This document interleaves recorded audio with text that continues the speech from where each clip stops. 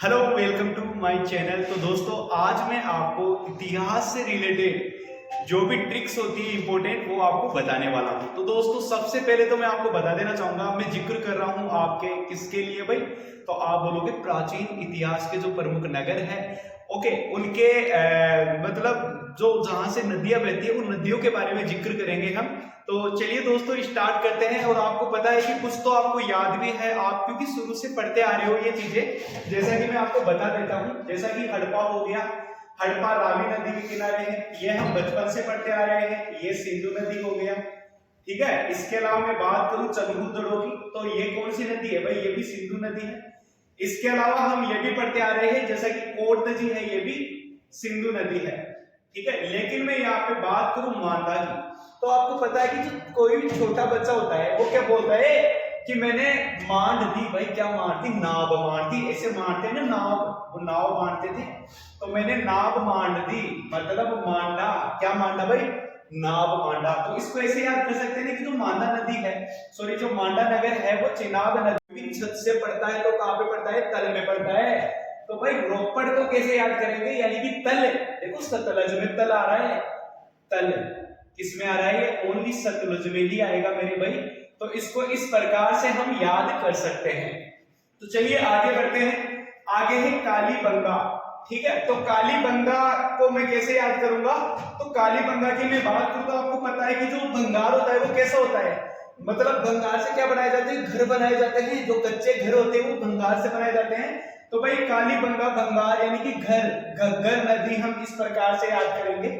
अब आपको पता है अगली नदी है बनावली, सॉरी, अगला नगर है बनावली, जो कि किस नदी पर है? सरस्वती नदी पर है। तो देखो भाई, आपको पता है कि हम बचपन में क्या करते थे? हम बोलते थे ना कि भाई ये सरस्वती माता है, अपने दिमाग को क्या करेगी? बनावली, दिमाग को बनावली। मतलब दिमाग को कौन बनावली भाई? सरस्वती माता बनावली। तो मतलब बनावली जो नगर स्थित है वो कहां पे? सरस्वती नदी के किनारे स्थित है। इसके अलावा मैं बात करूं सूत कांगे डोर, तो देखो इसको ऐसे याद करना है, सूत कंगी डोर। अब देखो भाई, आपके घर में सूत या कंगी या डोर नहीं मिले तो आपको क्या होता है? शक होता है भाई, कौन लेके चला गया? होता है ना शक, भाई मेरे को शक तो लेके चला गया भाई। तो यहाँ पे हम क्या करेंगे? सूत कंगी डोर कहाँ गए? तो आप क्या करेंगे? शक करेंगे। शक से क्या होगा? देखो दास्क नदी में शक शब्द आ रहा है, तो दास्क नदी के किनारे कौन सा नगर स्थित है? सूत कांगे डोर नगर स्थित है। इसके अलावा आपका अगला है आलमगीरपुर। तो देखो भाई, आपको पता है कि कोई भी छोटा बच्चा होता है, ठीक है, उसको क्या झुलाया जाता है? झूला झुलाया जाता है।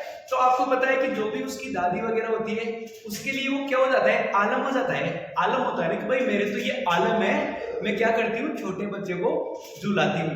मतलब छोटे बच्चे को हिंदा, मतलब हिंदा बोलते हैं हमारे राजस्थान में, कि हिंदा, हिंदा खिलाने का क्या है? आलम है। तो हिंडन नदी भाई कहाँ पे?